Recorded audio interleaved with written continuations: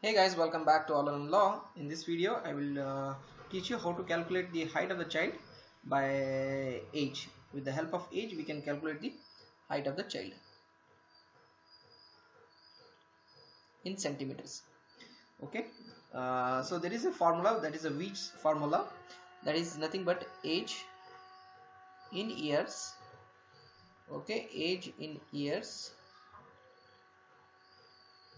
multiplied by 6, and whatever you get values, add 77 to that.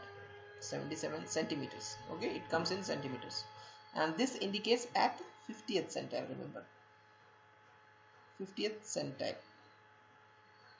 So for example, if the age of the child is 10 years, 10 into 6 plus 77, that is equal to 60 plus 77, and that's equal to 137. Am I right? Centimeter. And this is at the 50th centile. So it's easy to calculate at the OPD or at the office level. Thank you so much. Do subscribe to our channel.